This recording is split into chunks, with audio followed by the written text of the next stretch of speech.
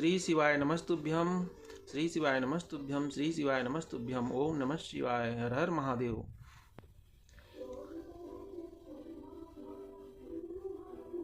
शिव महापुराण की दर्शन कीजिए। महाशिवरात्रि के पावन उपलक्ष्य में और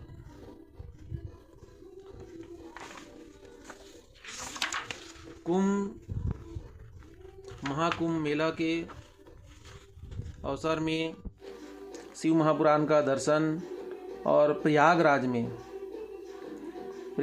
का जो कुंभ मेला लगा हुआ है उसका कथा लाइव दर्शन शिव महापुराण। त्वमेव माता च पिता त्वमेव बंधु च सखा त्वमेव विद्या द्रवीणं त्वमेव सर्वं मम देवा। तो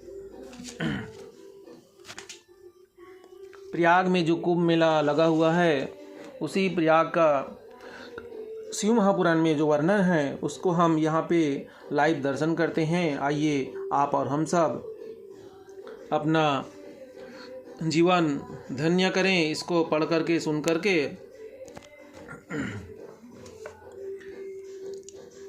प्रयाग में समस्त महात्मा मुनियों द्वारा किए गए यज्ञ में दक्ष का भगवान शिव को तिरस्कार पूर्वक श्राप देना तथा नंदी द्वारा ब्राह्मण कुल को श्राप प्रदान वभगवान शिव का नंदी को शांत करना। ब्रह्मा जी कहते हैं, नारद, पूर्व काल में समस्त महात्मा मुनि प्रयाग में एकत्र हुए थे। वहाँ सम्मिलित हुए उन सब महात्माओं का विधि विधान से एक बहुत बड़ा यज्ञ हुआ। उस यज्ञ में सनकादि सिद्धगण देवर्षि प्रजापति देवता तथा ब्रह्मा का साक्षात करने वाली ज्ञानी भी पधारे थे। मैं भी मूर्तिमान महातेजस्वी निगमों और आगमों से युक्त हो सपरिवार वहां गया था। अनेक प्रकार के उत्सवों के साथ वहां उनका विचित्र समाज जुटा था। नाना शास्त्रों के संबंध में ज्ञान चर्चा एवं वाद विवाद हो रहे थे। मुने उसी अवसर पर सती तथा पार्षदों के साथ त्रिलोक हितकारी सृष्टिकर्ता एवं सबके स्वामी भगवान रुद्र भी वहां आ पहुँचे।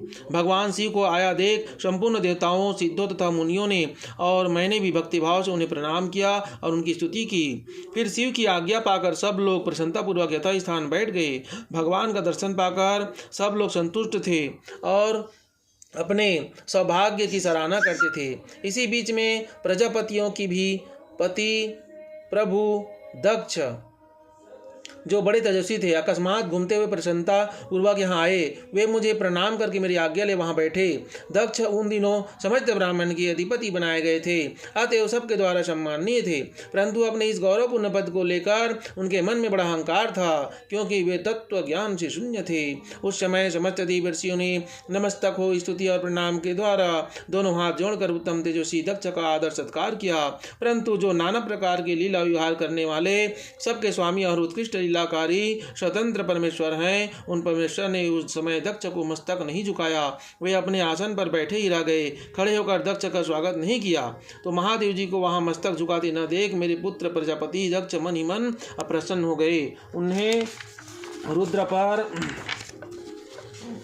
सहसा क्रोध हो आया। वे ज्ञान शून्य तथा महान अहंकारी होने के कारण महाप्रभु रुद्र को क्रूर दृष्टि से देखकर सबको सुनाते हुए उच्च स्वर से कहने लगे। दक्ष ने कहा, ये सब देवता, असुर श्रेष्ठ ब्राह्मण तथा ऋषि मुझे विशेष रूप से मस्तक झुकाते हैं, परंतु वह जो प्रेतों और पिशाचों से घिरा हुआ मनस्वी मन बनकर बैठा है, वह दुष्ट मनुष्य के समान क्यों मुझे प्रणाम नहीं करता। शमशान में निवास करने वाला यह निर्लज्ज जो मुझे इस समय प्रणाम नहीं करता, इसका क्या कारण है। इसके विदेक तो कर्म लुप्त हो गए हैं। यह भूतों और पिशाचों से सेवित हो मतवाला बना फिरता है और शास्त्रीय विधि की अवहेलना करके नीति मार्ग को सदा कलंकित किया करता है। इसके साथ रहने वाले या इसका अनुसरण करने वाले लोग पाखंडी, दुष्ट, पापाचारी तथा ब्राह्मण को देखकर उन्नता पूर्वक उसकी निंदा करने वाले होते हैं। यह स्वयं ही स्त्री में आसक्त रहने वाला तथा रति कर्म में ही दक्ष है, अतः मैं इसे साथ देने को उद्यत हुआ हूँ।